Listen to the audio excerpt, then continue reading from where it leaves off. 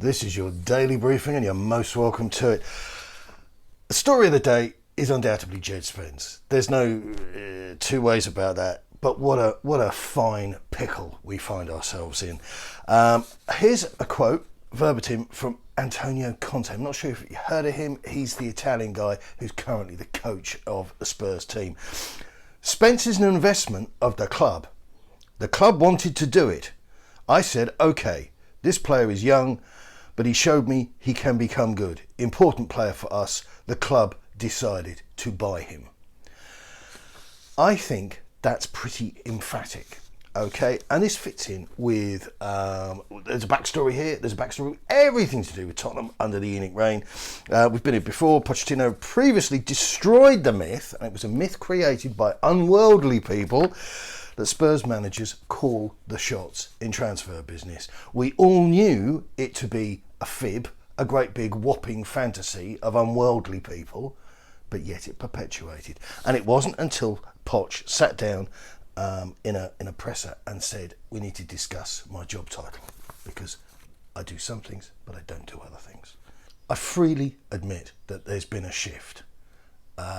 Don't believe that, without Conte, we would have Perisic on the premises. I don't believe that we would have Lenglet on the premises. They're both there to provide short to medium term answers to problems that Spurs have, but they do not fit the characteristics, do not tick the boxes of ENIC buys. The problem that we have is that Conte, as with Poch, specifically with Poch was placed in an equally unenviable position, whereby he was told, and this was what I was told by numerous people who have always been right,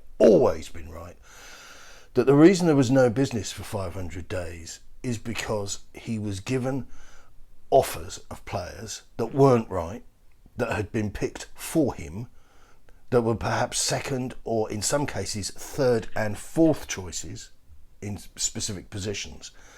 And he said, no, I don't want them. They're not right. It's a fool's economy. Penny wise, pound foolish. Don't want them. And so Levy ensured that he got nothing.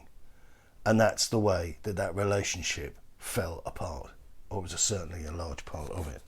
The problem that we face today is that who controls the truth?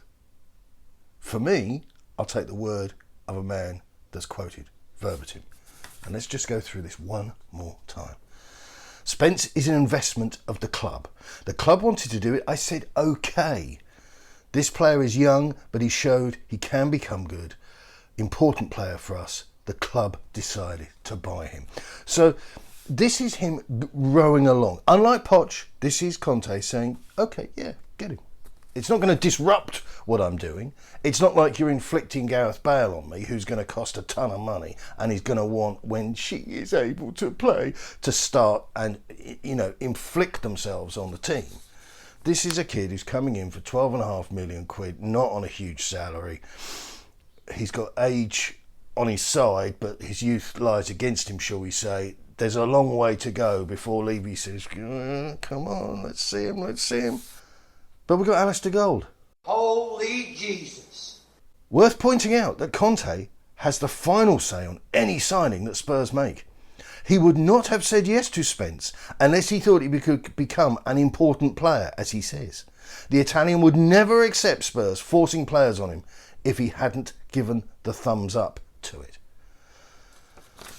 You may think I'm dancing on the head of a pin here, but I'm not interested in what a lapdog of a press officer has to say. He has been told this, okay? He's been informed of this, but this is the same deal that we had with Pochettino. The truth of the situation is that this wasn't a Conte pick. This is a pick by Levy, and it's a pick that Conte said okay to. And I'm going to say it again, direct quote, I said okay. He has not been quoted as saying, I said, yeah, go get him. This is a player I need. And therein lies the rub. There is the vast difference. So there you go. Unsolicited tip. Don't believe everything you read. People championing certainty are invariably wrong. I'm on the corner selling doubt. And now all we need is for some brave hack to ask Conte about Richarlison. But you'll like this though. If you like rubbish, if you like disinformation, you'll love this. Mirror Football, so that's Reach PLC. I don't need to do my shtick again, do I? Gabriel Jesus on Richarlison. I hope we can both be fighting for the golden boot at the end of the season. I like him, he's a very good guy, amazing player. Couldn't make it up, could you? Tottenham are monitoring Jesse Lingard's situation according to the Guardian. Don't believe you. Fabrizio Romano. Fabio Paratici will be in direct talks with many clubs this week about outgoings. I do believe you. I'm still not convinced about Tanganga to Serie A, and that's been bubbling along, but I think that's because there isn't anything else to bubble with. Daily Mail, we've got a lot of Sessegnon stuff going on at the moment.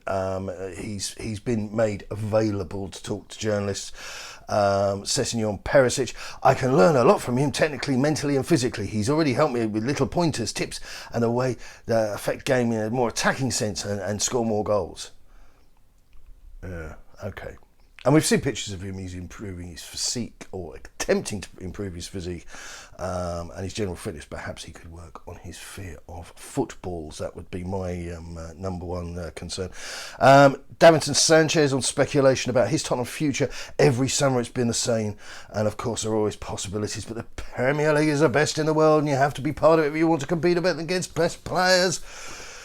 That's from Charlie Eccleshare. Yeah, okay, mate. But I think we're running out of juice here.